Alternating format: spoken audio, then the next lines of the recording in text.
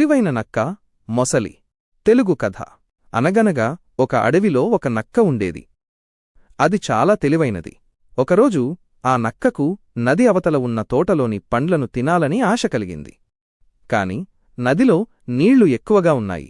పైగా అందులో ఒక పెద్ద మొసలి కాపు కాస్తోంది. నక్కవేసిన ఎత్తుగడ. నక్క నది ఒడ్డుకు వెళ్లి ఇలా అరిచింది, ఓ మొసలిరాజా, మా అడవిరాజుగారు మీ మొసళ్ళందరికీ విందు ఇవ్వాలనుకుంటున్నారు. మీరెంతమంది ఉన్నారో లెక్కపెట్టి రమ్మన్నారు. ఆ మాటలు నమ్మిన మొసలి తన స్నేహితులందర్నీ పిలిచి నదిలో ఒక వరుసలో నిలబెట్టింది. నక్క మెల్లగా ఒక్కో మొసలి వీపుమీద దూకుతూ 1, 2, 3 అని లెక్కపెడుతూ నది అవతలికి చేరుకుంది.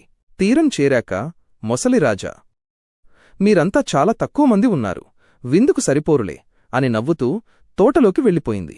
మొసలి పగ. తను మోసపోయానని గ్రహించిన మొసలి నక్క తిరిగి వచ్చేటప్పుడు దాన్ని పట్టుకోవాలని ప్లాన్ వేసింది. నక్క తిరిగి వచ్చే దారిలో ఒక పెద్ద రాతిలా నీళ్లల్లో దాక్కుంది.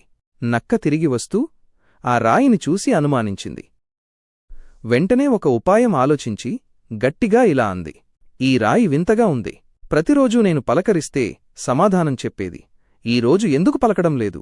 నక్క తెలివికి మొసలి బురిడీ కొట్టింది. రాయి మాట్లాడుతుందేమో అని భ్రమపడి తన గంభీరమైన గొంతుతో, హలో నక్కా, బాగున్నావా అంది. ముగింపు. రాయి మాట్లాడుతుందా? మొసలి మాట వినగానే నక్క నవ్వుతూ, ఓ మొసలిరాజా, నీ తెలివి తెల్లారినట్టే ఉంది. రాయి ఎక్కడైనా మాట్లాడుతుందా అని చెప్పి అక్కడి నుండి తప్పించుకుని సురక్షితంగా తన ఇంటికి చేరుకుంది. నీతి. క్లిష్ట సమయంలో కంగారు పడకుండా సమయస్ఫూర్తితో ఆలోచిస్తే ఎంతటి ప్రమాదం నుండైనా తప్పించుకోవచ్చు.